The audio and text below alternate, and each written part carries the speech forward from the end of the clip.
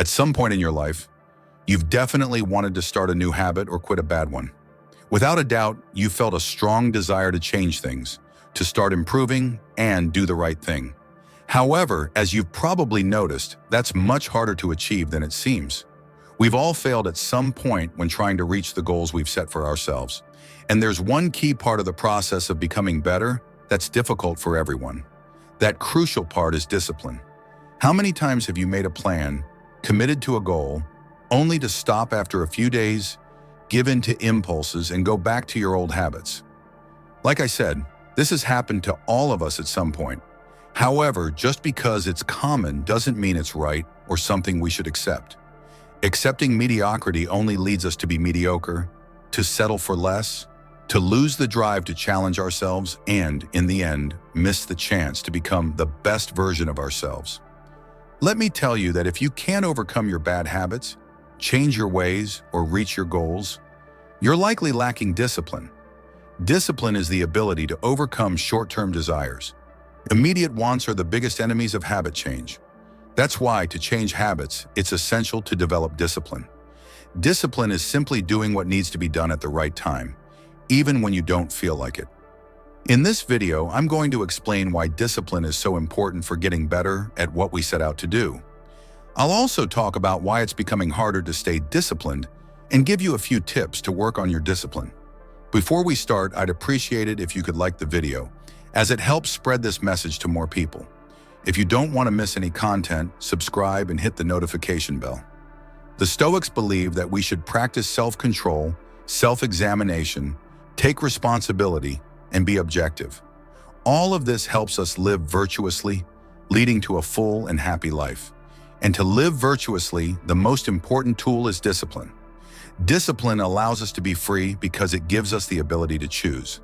Nowadays, many people are slaves to their desires. People who live as slaves to their impulses often don't realize it because they think they're free by doing whatever they want, even though that's not really the case. Being free doesn't mean doing whatever you want whenever you want. True freedom lies in the ability to choose. Who do you think is freer? A lazy person who always wakes up late and never fulfills their obligations? Or someone who wakes up early and does what needs to be done? At first glance, it might seem like the lazy person is freer because they do what they want. However, the lazy person has no choice because they'll never be able to live a different life. They're stuck in their laziness.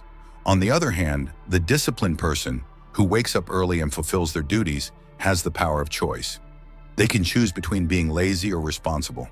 That choice is available to them every day. The disciplined person chooses to act responsibly because they know it's the right thing to do.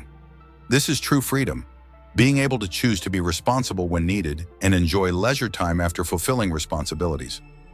The disciplined person lives free, while the lazy one is trapped in their laziness, without chances of improving, thinking they're happier. This example can be applied to any bad habit you can think of.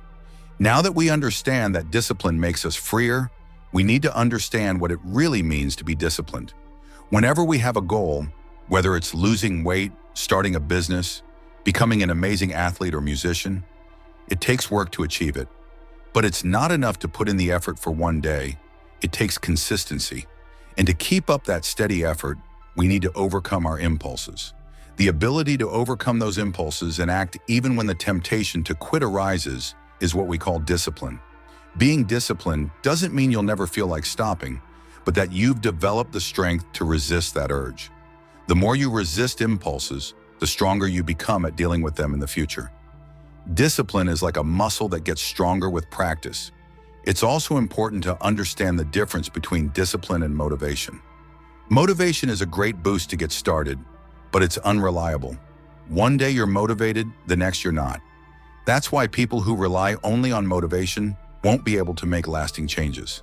As we've seen, it takes constant effort, and motivation alone won't guarantee that. When motivation fades, discipline steps in and keeps you on track, even when you're feeling down. Do you think an elite athlete always feels like training? Or that a famous writer always feels like writing? Or that a successful business person always feels like working? The difference between someone who settles for less and someone who wants to improve lies here. We're all tempted to relax, but not everyone can overcome that urge. That's where disciplined people stand out. Why is it that so many people today lack discipline? Why is it becoming harder to stay disciplined? It's happening because life is getting easier. When survival is on the line, there's no room to avoid responsibilities because your life depends on it. But when life becomes easy, two things appear that make developing discipline harder. The first one is temptations. We're surrounded by more distractions than ever before, making it even more difficult to resist our urges.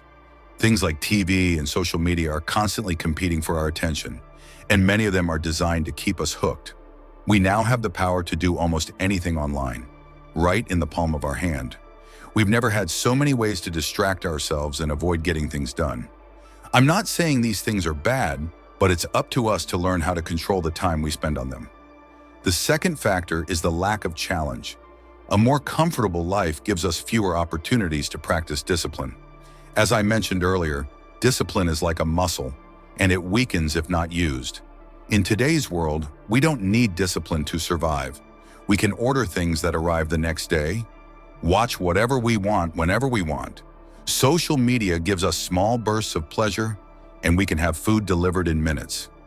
The list goes on. As I said in my video on the art of being disciplined, the pursuit of instant gratification is slowly taking away our chances to practice discipline. We're becoming impatient, and our ability to focus is shrinking. There's a quote by Seneca that I really like, which illustrates well how an easy life removes the opportunities to improve and become more disciplined.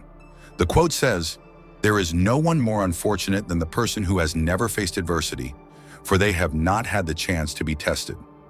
Unfortunately, the world is removing the challenges that are important for building discipline.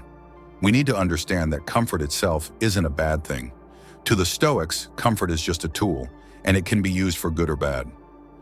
Using comfort to rest after completing our task is good, and I even recommend it. The problem lies in too much comfort, which weakens our discipline.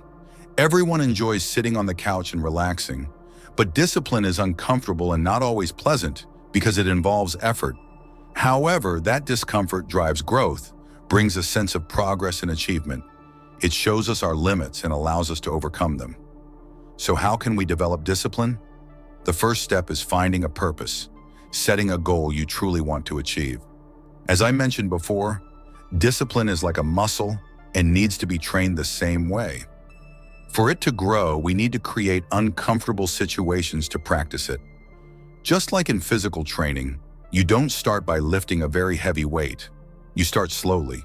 The same goes for discipline.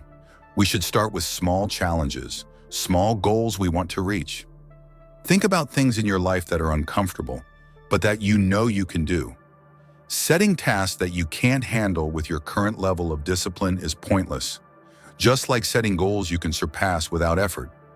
Conquering these small, uncomfortable challenges will strengthen your discipline over time, and soon you'll be able to take on more difficult goals. Every goal you achieve is like a repetition that strengthens your discipline muscle. Here are a few suggestions for goals to help train your discipline. Try to exercise regularly, like running a few days a week or going to the gym. Not only is it good for your health, but it will also give you a sense of accomplishment and work on your discipline. Join local sports events.